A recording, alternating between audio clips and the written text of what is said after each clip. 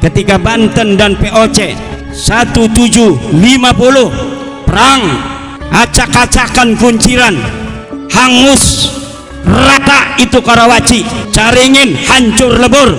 Kita ingin mengusir para penjajah di bumi Banten dan DKI Jakarta. Kita perang, leluhur kita mati, ente sama keluarga ente ada di mana? 1654 perang Cisadane dengan gaya Manuk Dadali, tentara Kesultanan Banten mengusir penjajah VOC, merebut Cipondoh, merebut Kunciran, merebut Sudimara, merebut Pinang agar kembali berada di bawah kekuasaan Kesultanan Banten, anak negeri sendiri. Ketika itu ente dan keluarga ente ada di mana?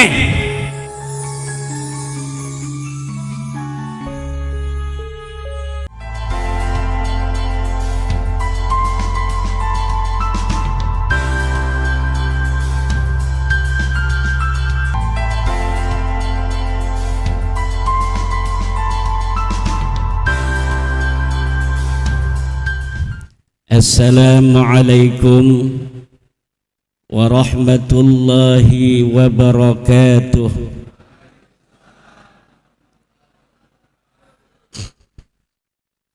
Alhamdulillahil malikil hakim, al-jawadil karimil azizir rahim, fattariqu ilaihi wadihul lil qasidin, والدليل عليه لائق للناظرين.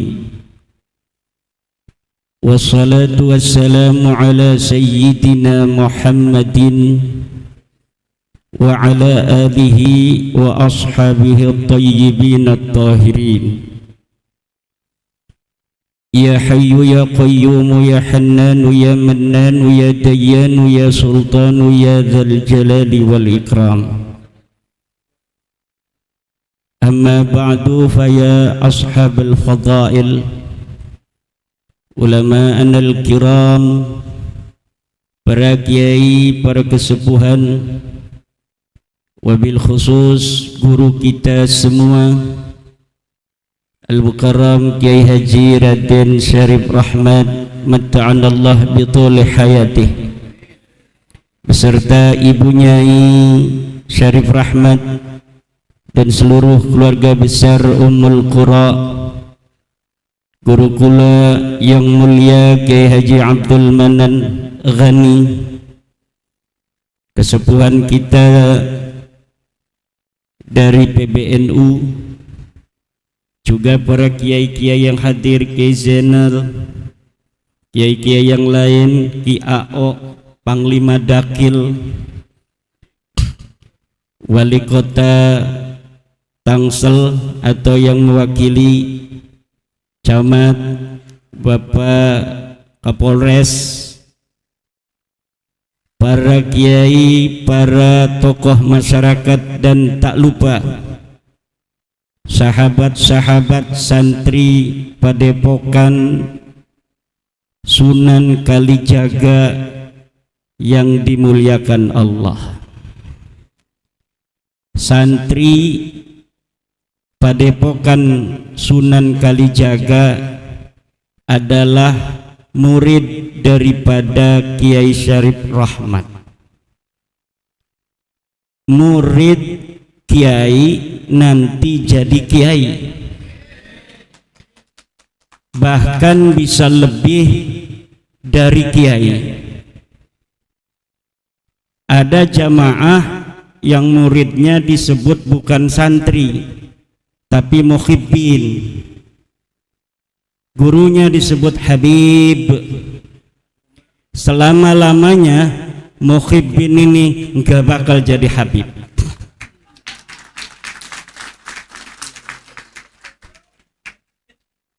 Biasanya kalau ada santri, gurunya mendengar santrinya jadi kiai, gurunya senang dan bahagia, betul.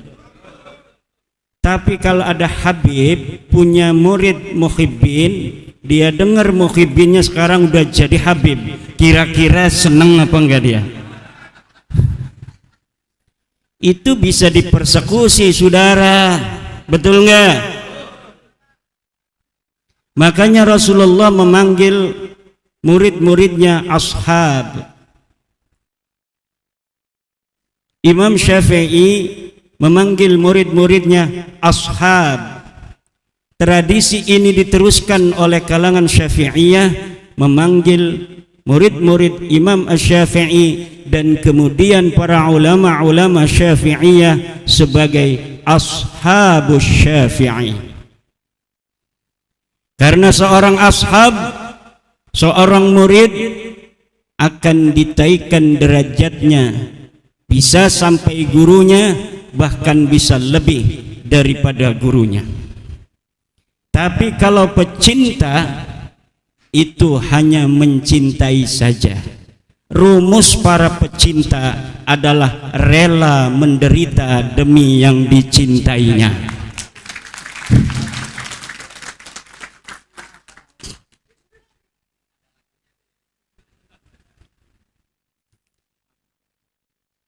Yang dicintai dan yang mencintai.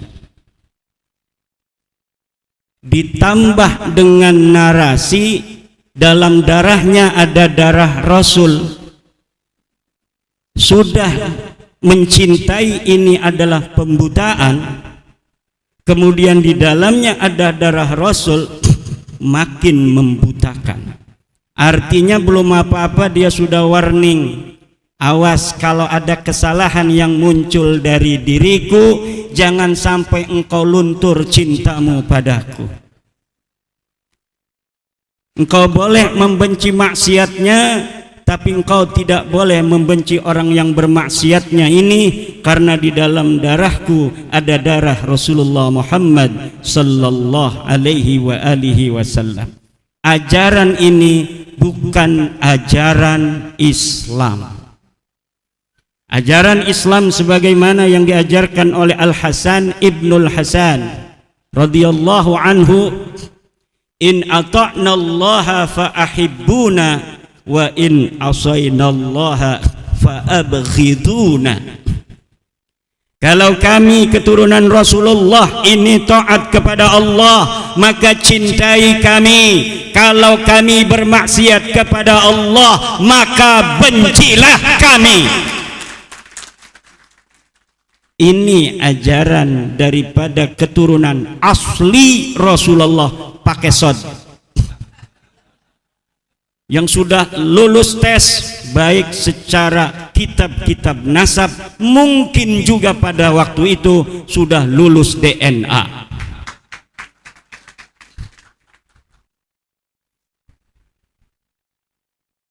Bahkan di dalam ajaran Al-Quran, orang-orang yang menisbatkan dirinya kepada Rasulullah, apabila dia berbuat maksiat, maka maksiatnya itu yudha'af lahal adzabu dhi'fain, akan ditikelkan, akan dilipatkan kesalahannya itu, dianggap akan diberikan 2 kali siksa.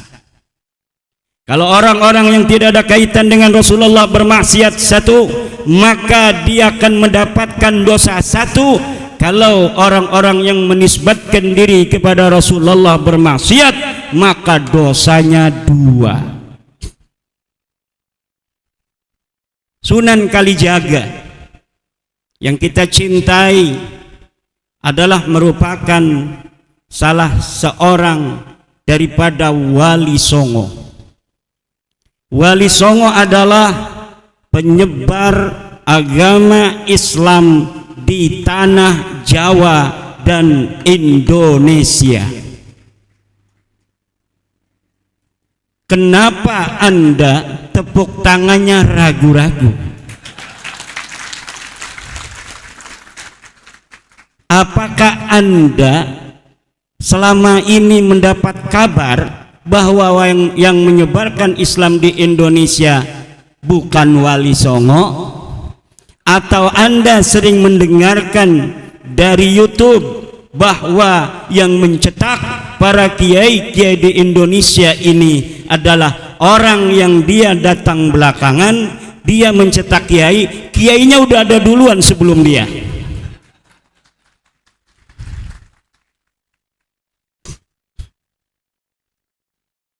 Yang menyebarkan agama Islam di Indonesia ini Wali Songo. Yang mencetak kiai-kiai di Indonesia ini Wali Songo, sanadan muttasilan minna ilaihim radhiyallahu ta'ala anhum. Saya contoh, ini ada enggak kesambungan daripada silsilah ilmu kepada Wali Songo? Saya belajar pada Syekh Astari Cakung, beliau belajar kepada Syekh Ishaq Cakung, beliau belajar kepada Syekh Rafi'uddin Cakung, beliau belajar kepada Syekh Alim, beliau belajar kepada Syekh Abdullah, beliau belajar kepada Syekh Ibrahim, beliau belajar kepada Syekh Hasan Al-Basri, beliau belajar kepada Syekh Mahmud, beliau belajar kepada Tubagus Saleh, beliau belajar kepada Sultan Abdul Mafakhir Mahmud Abdul Qadir, beliau belajar kepada Syekh Rana Manggala, beliau belajar kepada Maulana Yusuf, beliau belajar kepada Sultan Hasanuddin, beliau belajar kepada Sunan Gunung Jati Syarif Hidayatullah, beliau belajar pada Sunan Ampel radhiyallahu ta'ala anhum.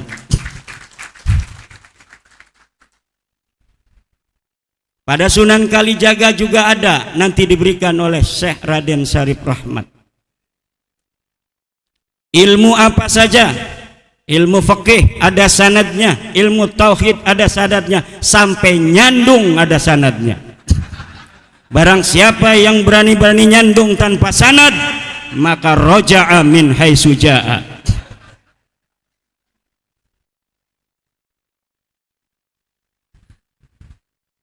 Ibu bapak hadirin ma'asyiral muslimin rahimakumullah.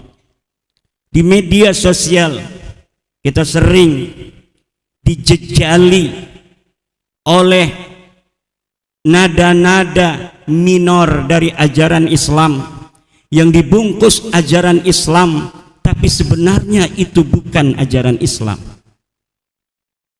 Fadilatun nasab alal ilmi, ini adalah ajaran-ajaran yang tidak berdasar dan berasas kuat daripada dalil-dalil agama. Dalil-dalil agama sudah jelas. Yarfa'illahu alladhina amanu minkum walladhina utul ilma darajat.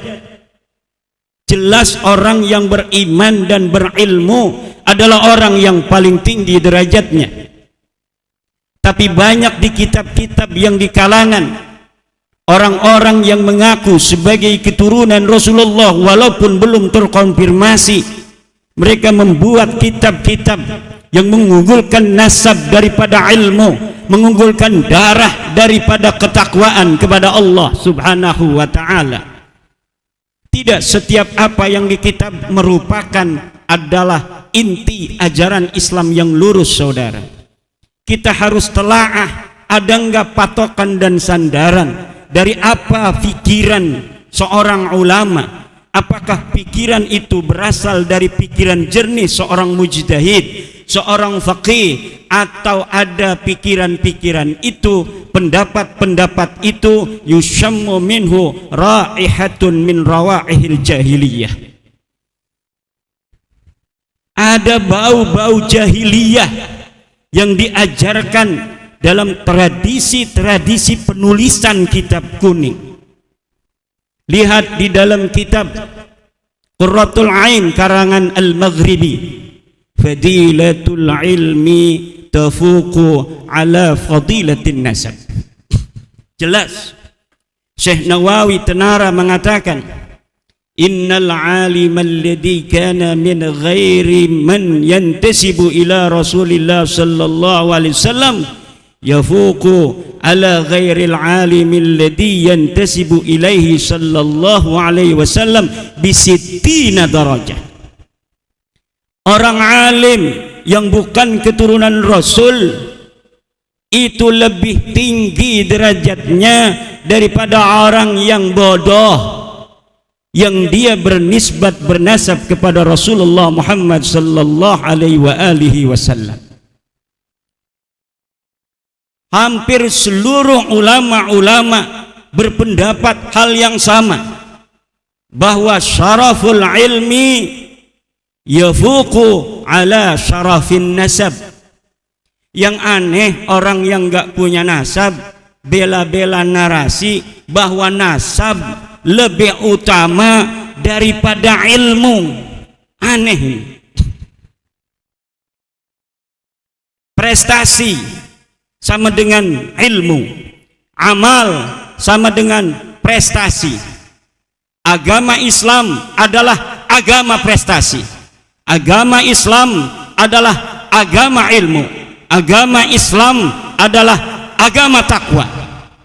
Siapa orang yang paling bertakwa, dia orang yang paling mulia.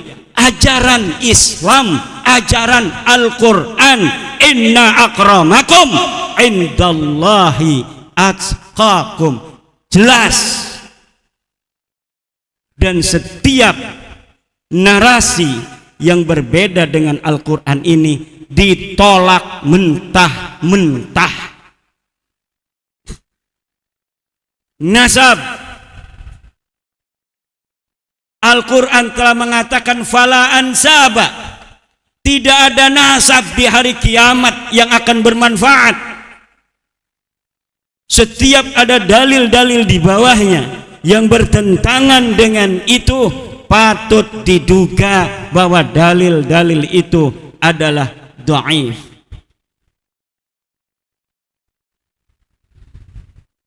Dan ini yang harus dikembangkan di tengah-tengah bangsa Indonesia ini.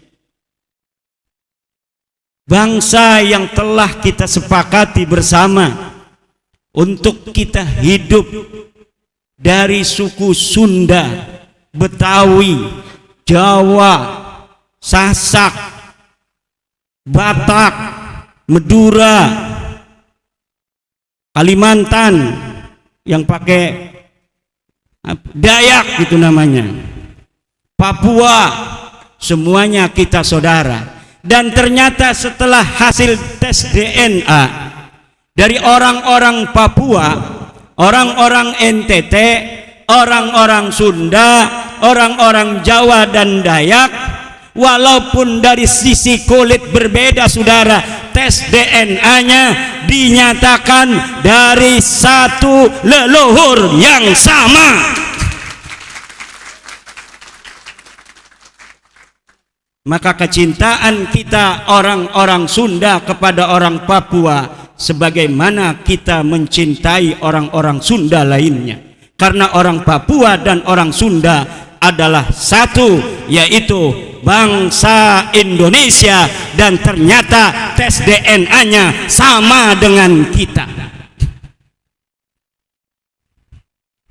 Kelihatannya orang Dayak dengan kita berbeda. Lihat hasil tes DNA yang telah dikeluarkan oleh badan yang menanganinya, dan kita bisa akses di internet bahwa orang Dayak, orang Papua, orang Maluku, orang Sunda, orang Jawa dan orang Batak, nilai hasil tes DNA-nya sama dari leluhur yang tidak berbeda. Dan ini yang harus kita jadikan sebuah perekat. Kita boleh berbeda dalam agama, kita boleh berbeda dari sisi bahasa, kita boleh berbeda dari sisi kebiasaan, tradisi kemasyarakatan, tapi kita diikat oleh nilai-nilai keindonesiaan yang sama. Kita harus bersatu, berdaulat, adil dan makmur. Merdeka, bersatu, berdaulat, adil dan apa dulu yang disebutkan oleh the founding father? Merdeka dulu, habis merdeka baru bersatu. Setelah merdeka bersatu baru berdaulat, adil dan makmur. Buat apa kita adil dan makmur kalau tidak berdaulat? Dulu di Kresek, di kampung saya, kata nenek-nenek, zaman sekarang sama zaman Belanda, kalau lihat dari sisi pertanian mending zaman Belanda. Irigasi-irigasi pada jalan semua zaman Belanda. Zaman sekarang irigasi dibiarin gak ada airnya. Tapi bukan itu yang membuat kita bangga, yaitu bahwa kita tidak berada di bawah kekuasaan orang asing. Beras di masa zaman Belanda Karawang dengan zaman sekarang penghasilannya lebih besar zaman Belanda, saudara-saudara. Tapi kita waktu itu adil dan makmur, subur, banyak kekayaan, tapi kita terjajah. Kita tidak punya kebanggaan, kita tidak punya rasa kemuliaan. Kenapa? Karena yang jadi pemimpin dilihat bukan seperti warna kulit kita, DNA-nya berbeda. Dia orang Eropa, kita orang Indonesia. Agamanya juga berbeda, tradisinya juga berbeda.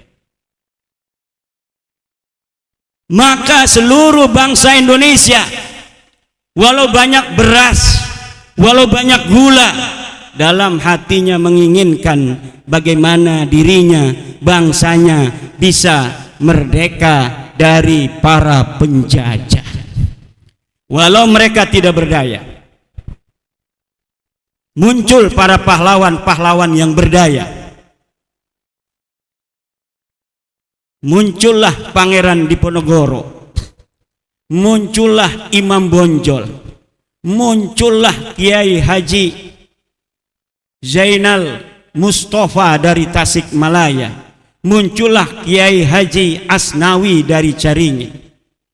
Zaman-zaman itu orang-orang yang mau bicara tentang merdeka resikonya mati, saudara. Maka keberanian itu sebenarnya bisa ditunjukkan dalam keadaan-keadaan seperti itu. Pemberani yang sejati adalah orang-orang yang berani pada masa-masa perang. Pemberani itu dia yang megangin pedang di tengah medan perang, bukan dia yang megangin mic di atas mobil komando pada masa damai.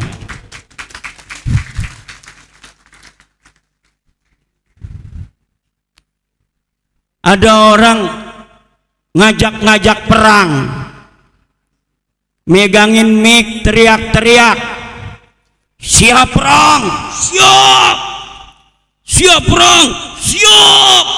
Ya perang sama siapa? Kita kagak ada musuhnya, betul? Perang sama siapa? Perang sama polisi, bugot ente. Perang sama tentara, Anda mau memberontak negeri. Nggak ada penjajah, kita aman-aman saja. Ngadain acara pada Sukahari ini aman tentram, betul nggak? Malam kemarin saya ceramah ditolak, menolak Imaduddin, pemecah belah umat. Saya datang aja, ngapain coba, mana? Kagak ada yang mongol. Kita sudah bisa ukur, saudara, keberanian orang-orang yang hari ini ada di Indonesia. Orang-orang yang hari ini ada di Indonesia, yang berani siapa? Yang berani adalah mereka, orang-orang Indonesia yang leluhur mereka ada di Surabaya pada tanggal 10 November 1945. Mereka bilang mereka pemberani. Hei, kamu dan keluargamu, ketika 1926 rakyat Banten perang, kamu dan keluargamu ada di mana? Ketika 1888 Cilegon perang, ente dan keluarga ente ngumpet di mana? Ketika 1825 perang Jawa, ente dan keluarga ente ada di mana? Ane cari kagak ada. Ketika Banten dan POC 1750 perang, acak-acakan kunciran, hangus rata itu Karawaci, Caringin hancur lebur. Kita ingin mengusir para penjajah di bumi Banten dan DKI Jakarta. Kita perang, leluhur kita mati, ente sama keluarga ente ada di mana? 1654 perang Cisadane dengan gaya manuk dadali, tentara Kesultanan Banten mengusir penjajah VOC, merebut Cipondoh, merebut Kunciran, merebut Sudimara, merebut Pinang agar kembali berada di bawah kekuasaan Kesultanan Banten, anak negeri sendiri. Ketika itu ente dan keluarga ente ada di mana?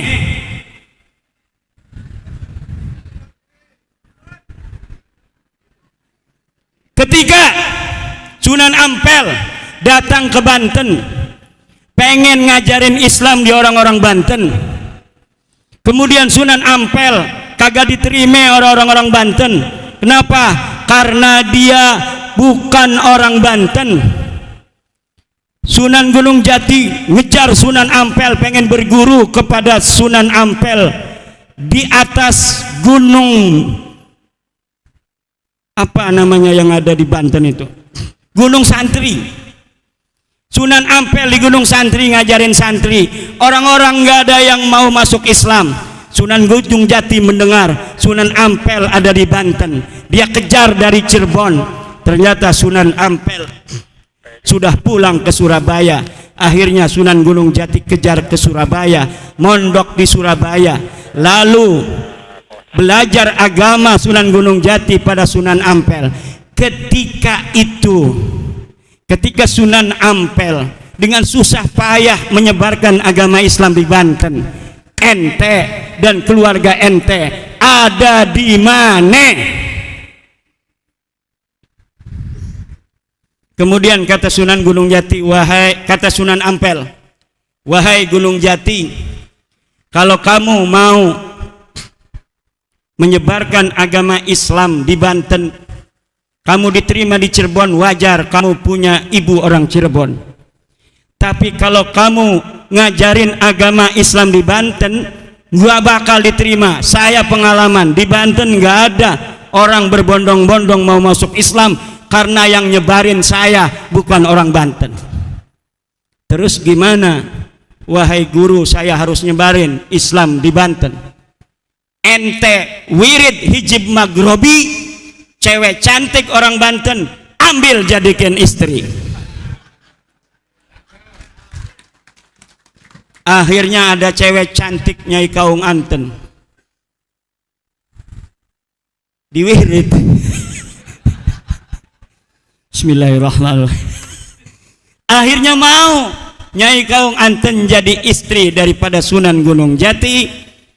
Kemudian lahirnya Maulana Hasanuddin Banten, dan akhirnya Maulana Hasanuddin menyebarkan agama Islam, diterima. Li'anna lisanahu lisanu Banten wa adatahu adatu Banten wa hum ya'tarifuna bi annahum kahwa bi annahu kahum.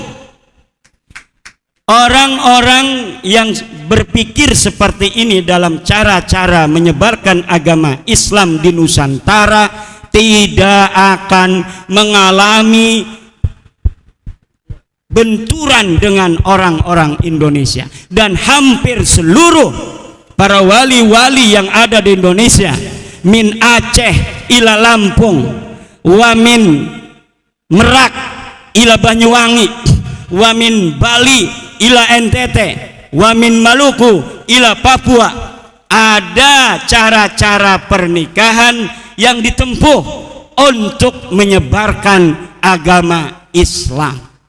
Walaupun tingkat keberhasilan mereka di bumi Indonesia bermacam-macam, tetapi caranya satu, cara tasamuh, toleransi, saling asah, saling asih, menyentuh hati, bukan dengan kekerasan dan perang.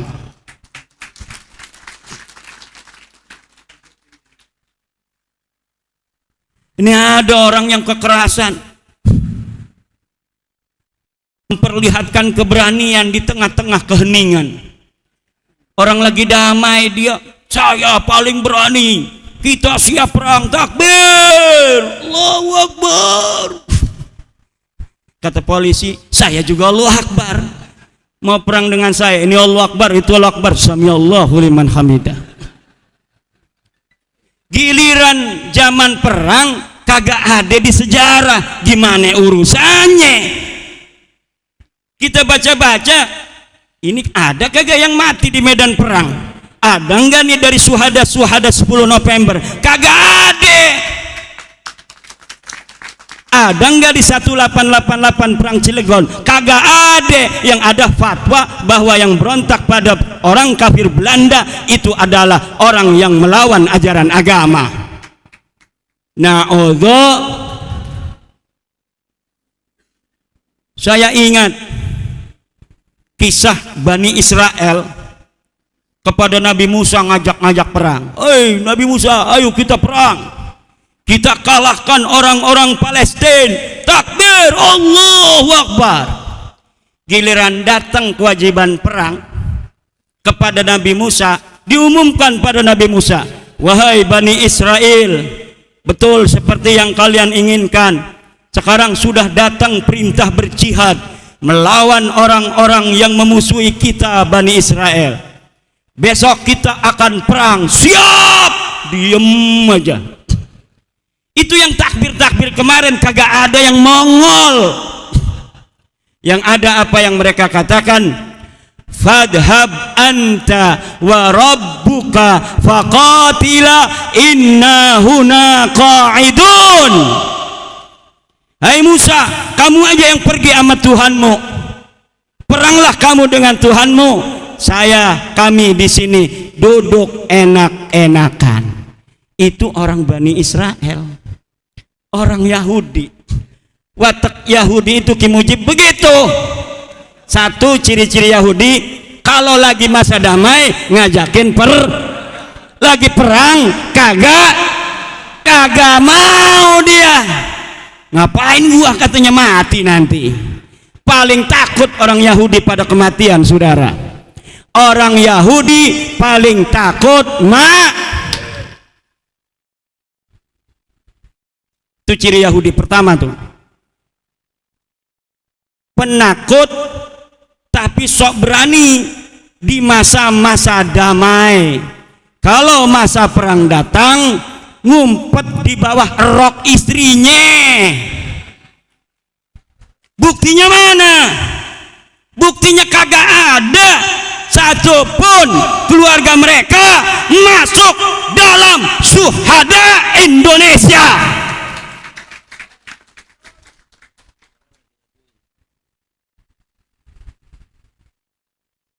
Coba yang pura-pura berani itu, yang sok berani, urut dari namamu sampai Ubaidillah, ada enggak yang mati di medan perang? Urut. Jangan bawa-bawa Panglima Hunain Sayyidina Ali, jangan bawa-bawa Panglima Karbala Sayyidina Husain, mereka adalah cucu Rasulullah. Tapi urut dari Ubaidillah sampai namamu, ada tidak yang mati di medan perang? Saya berani untuk bertaruh, tidak ada di antara nama itu sampai mereka yang mati di medan perang untuk membela agama Allah.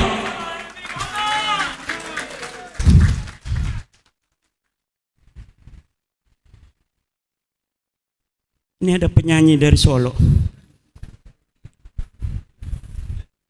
reinkarnasi ini. Yang kedua, adat-adat orang Yahudi itu tafakhur bil ansab. Apa? Tafakhur, membangga-banggakan nasab. Ini adalah kelakuan orang-orang Yahudi. Mereka menganggap dirinya asy-sya'bul mukhtar, suku bangsa yang terpilih. Innana dhi'ab wa ghairuna qati'un minal ghanam. Kami adalah serigala, selain kami adalah seiris daging kambing saja. Bukan kambing, seiris daging kambing. Makanya mereka tidak mau orang Yahudi menikahkan anak-anak perempuan mereka dengan laki-laki yang bukan Yahudi. Ini ciri-ciri ketiga Yahudi.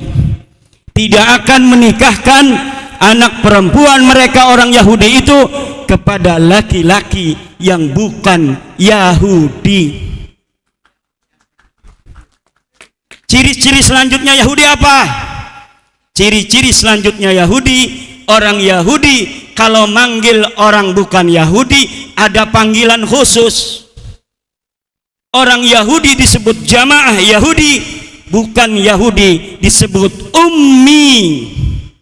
Makanya Rasulullah disebut an-nabiyul ummi, nabi yang bukan Yahudi. Bab apa ini? Bab tajawuz. Allah katakan seperti yang dikatakan orang Yahudi, menghina orang Yahudi, bahwa yang aku pilih sebagai nabi terakhir adalah an-nabiyul ummi, nabi yang bukan Yahudi.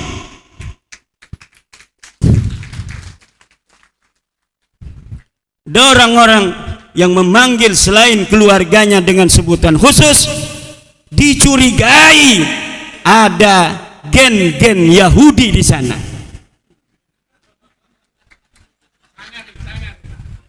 Setuju nggak Kiao?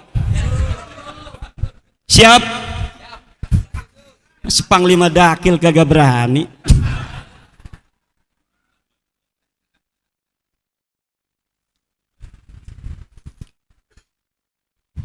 Marilah saudara-saudara, para santri-santri pada suka ada singkatannya, pada sukanya juga sudah bermakna tanpa singkatan. Pada suka al-mutahabbin, orang-orang yang saling mencintai, bukan hanya orang yang mengemis cinta kasih, tapi orang yang siap mencintai dan siap dicintai. Kalau bangsa Indonesia dari Islamnya, dari Kristennya, dari Budanya, dari Hindunya, dari Konghucunya, sama-sama saling menghargai antar sesama bangsa Indonesia, dari suku-sukunya, orang Jawa, orang Sunda, orang Dayak, orang Sasak, orang Madura, orang Aceh, orang Minang, orang Maluku, orang Kalimantan, orang Papua, orang NTT, orang NTB, orang Bali, semuanya saling menghargai kita dalam berindonesia. Insya Allah Indonesia ini akan menjadi baldatun thayyibatun wa rabbun ghafur. Inilah mungkin yang dapat saya sampaikan. Suaranya sudah habis, mudah-mudahan ada manfaatnya. Tetap bersatu sebagai bangsa, saling cinta mencintai sesama pada suka, barokah insya Allah kita dan anak cucu ila yaumil qiyamah.